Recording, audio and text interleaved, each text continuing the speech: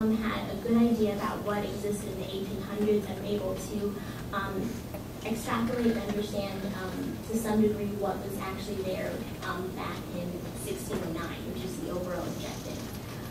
We then place our digitized features over this wonderful satellite map, but it ended up being that there are a lot of changes that we saw. In order to quantify the changes that we saw in our maps, we used GIS to so this is a chart that has some of the various changes that ended up occurring as a result of various issues in Jamaica Bay. Now, while most of these categories have actually decreased significantly, the most alarming of these were wetland and forests, considering the importance they are as biological habitat for many animals. And as you can see, forest has decreased by 100%, according to our calculations. One feature, upland area has actually increased a significant amount. This is due to the use of dredge material and other sediments for filling in of the wetlands and also certain coastal areas. An excellent example of this is JFK International Airport, which, as you can see, sits on top of a sizable chunk of former wetland. And there's also several streams that you can see that no longer exist, and a place that I would love to have visited called Springfield Meadow, but that's long buried.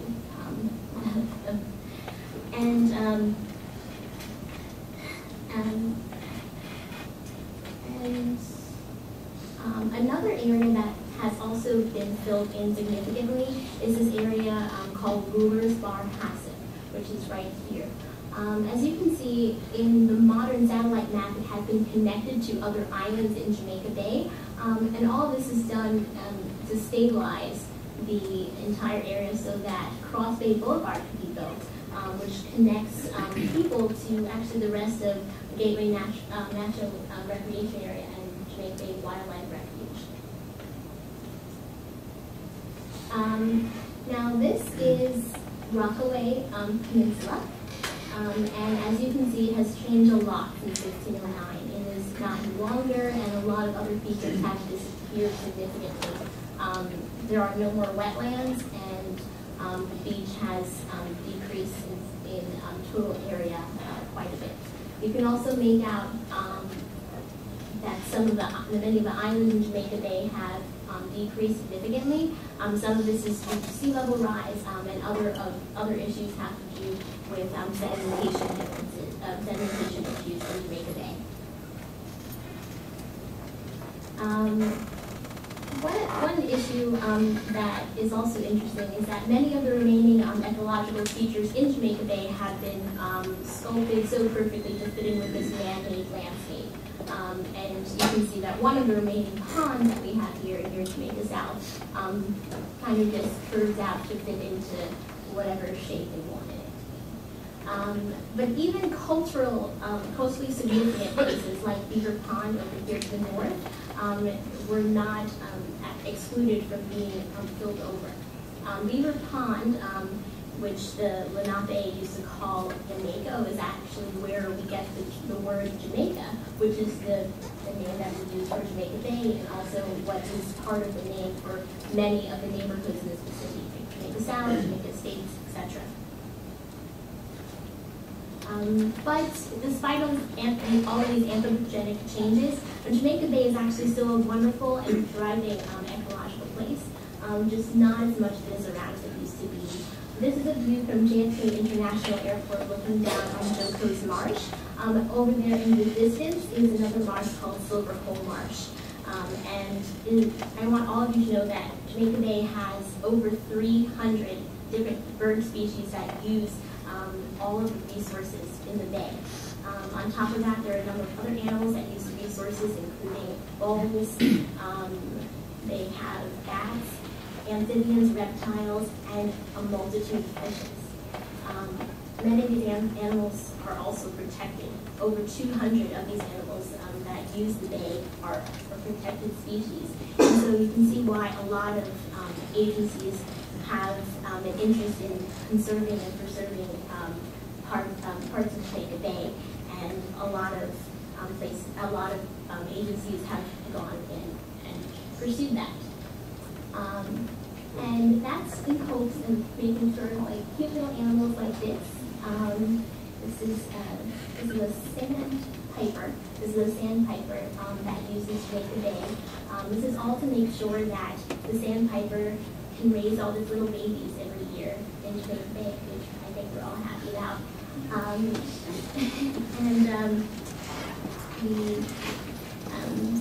And part of some of the agencies that are actually involved in helping to conserve and restore parts of the include the U.S. Army Corps of Engineers, the National Park Service, and New York City, and others that are trying to stop pollution and help restore habitat in Jamaica Bay. And finally, I just want to show you all our DEM model, which we are all very all of our group are very proud of. It just shows all the different elevations that are in the Jamaica Bay region in 609, and also considered pretty. All right, now I'm going to talk about Brooklyn. So here, the Brooklyn results. So this is an outline of the section that our group worked on. It extends from slightly above Welikia Bay, which is right over here, all the way down to Coney Island, which many of you, I'm sure, are familiar with. The light green that you see here, extended across the map, are the tidal wetlands, and they covered about 13% of our total land area, which was the biggest feature, like the most prominent feature that we found when digitizing our maps. If you're wondering about all of this open space in the middle, we believe that forests once covered most of Brooklyn. Unfortunately, even the earliest maps that we looked at show development and only fragmented sections of forest scattered across the map. And so this made us lose confidence that the patches that we were looking at accurately depicted the original borders of the forests.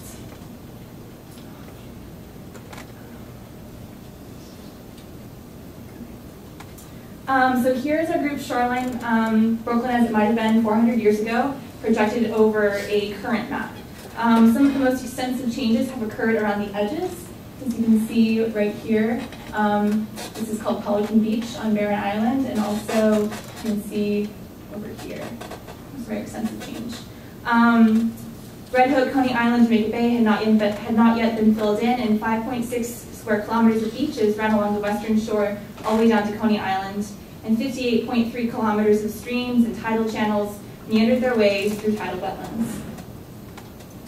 Here's a map again. It's a bit easier to see the changes to the shoreline without all of the digitized features.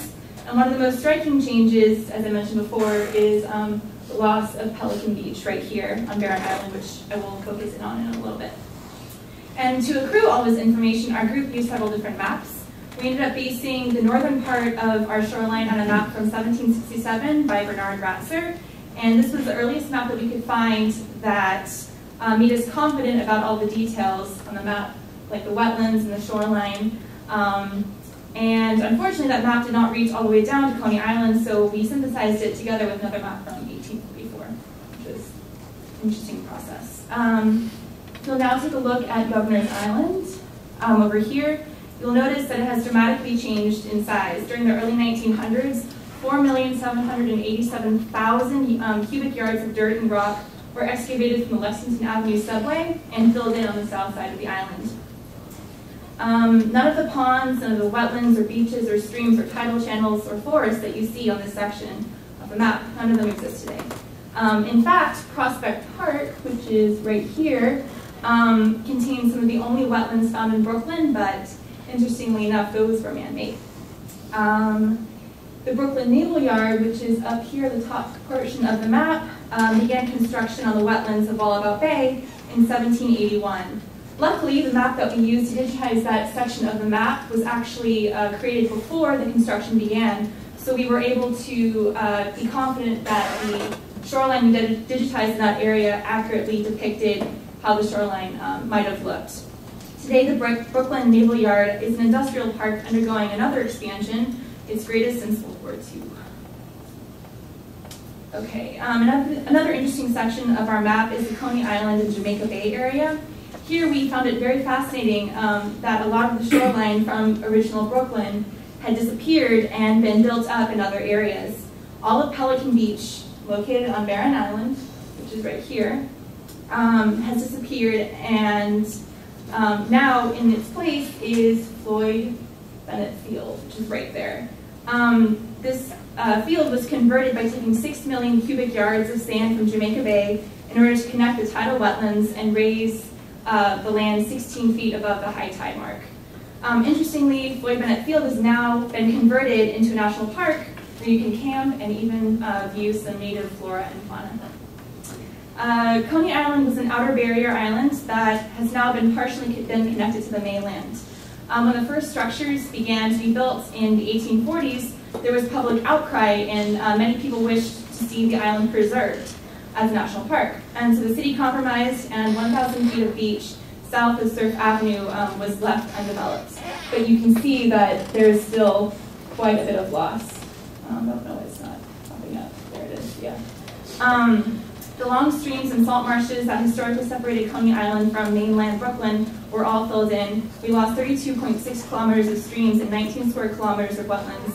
Today, Coney Island boasts 0.4 square kilometers of sandy beaches, but that is really nothing compared to